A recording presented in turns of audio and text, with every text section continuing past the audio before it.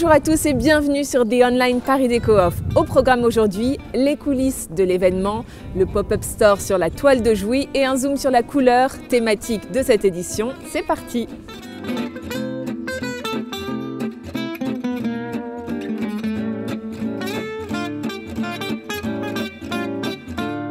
Et pour commencer, je vous propose de vous transformer en petite souris et de vous glisser avec moi dans les coulisses de l'événement. J'ai rencontré la Dream Team. C'est parti, c'était à l'hôtel Belle Amie.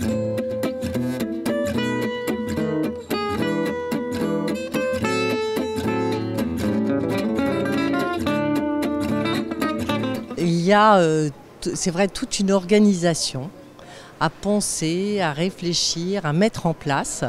Comme par exemple les lampes, c'est vrai que ça fait 5 ans maintenant qu'on fait les lampes. Nous, c'est quand même 18 000 catalogues de 276 pages. Paris Déco Off, c'est l'organisation de 30 navettes avec un constructeur pour qu'on puisse avoir des navettes gratuites. Qui est Renault.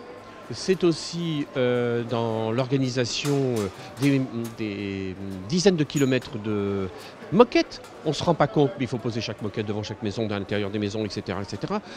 Tout ce petit travail, qui est en fait un énorme travail en organisation avant, qui fait que le jour où ça ouvre, le spectacle est là. Donc si je comprends bien, pour voir tous ces showrooms, je dois prendre une navette, ça se passe où?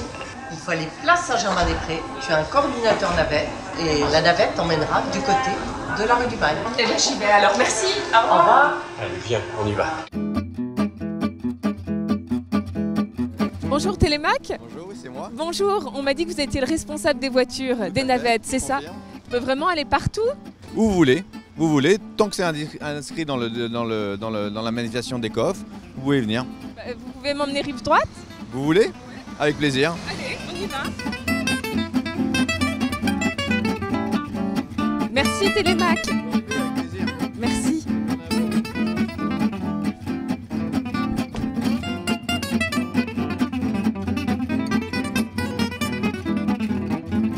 Ah, on est bien dans ces voitures. Et maintenant, on m'a parlé d'un pop-up store à l'hôtel de l'Industrie. Je vous y emmène?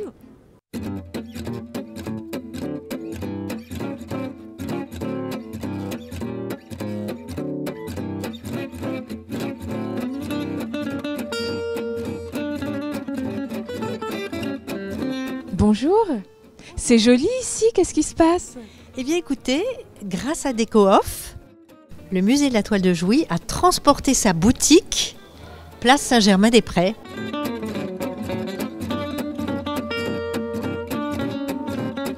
En me baladant, j'ai vu des petites scénettes un peu olé olé aussi. Oui, parce que la conservatrice a eu l'idée aujourd'hui de faire une exposition temporaire sur l'amour dans la toile de Jouy. Ah, c'est ça.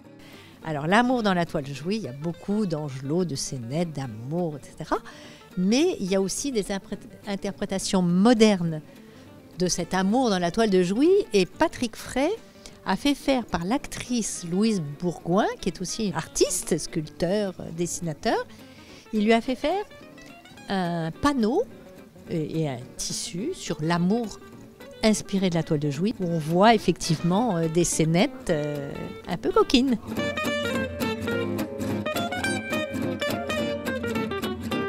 Ah, on savait se faire plaisir à l'époque, hein. Ouf, j'en rougis.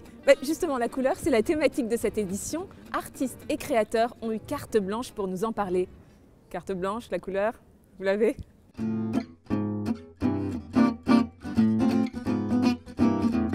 Bonjour Pierre Fray, merci de nous accueillir dans votre vitrine. La vitrine qui d'ailleurs a gagné hier le concours. Oui, nous avons beaucoup de chance d'avoir gagné cette vitrine sur la couleur. Comme vous voyez, la maison Fray, depuis 80 et quelques années, travaille autour de la couleur.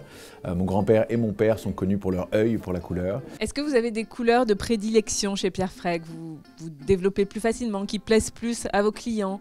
Pas vraiment, mais en fait, on s'en rend compte à travers les années que certaines couleurs plaisent plus que d'autres, ou en tout cas se vendent plus que d'autres.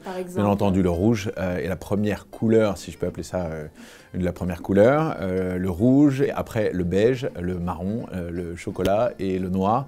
La première couleur forte, c'est vraiment le rouge. Vous pensez que c'est lié à la symbolique des couleurs, le rouge, la passion?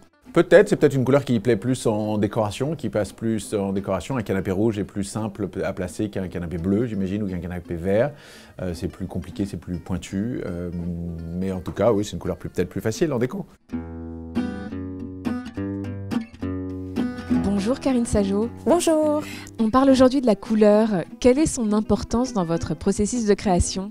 Elle est essentielle dans mon travail parce que pour expliquer une collection, pour faire sortir l'expression d'un dessin, c'est à travers la couleur. Et le support évidemment est essentiel, la matière, mais c'est la couleur qui transcende en fait la matière. Et comment vous la travaillez concrètement cette couleur? Comment vous faites vos recherches? Alors écoutez, pour chacun des dessins ou des thèmes de la collection, j'utilise la couleur de façon à expliquer en fait l'histoire du dessin ou de la thématique. Je me suis notamment inspirée d'un motif. J'ai repris des couleurs emblématiques de la Grèce. Le bleu, le blanc. Oui, le bleu, tout à fait. Et est-ce que vous avez des couleurs de prédilection ou est-ce qu'il y a des couleurs qui sont plus faciles à travailler que d'autres?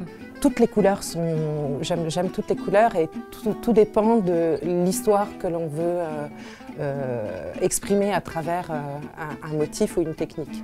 Et voilà, c'est fini pour aujourd'hui. Merci de nous avoir suivis. On se retrouve demain. Bye bye.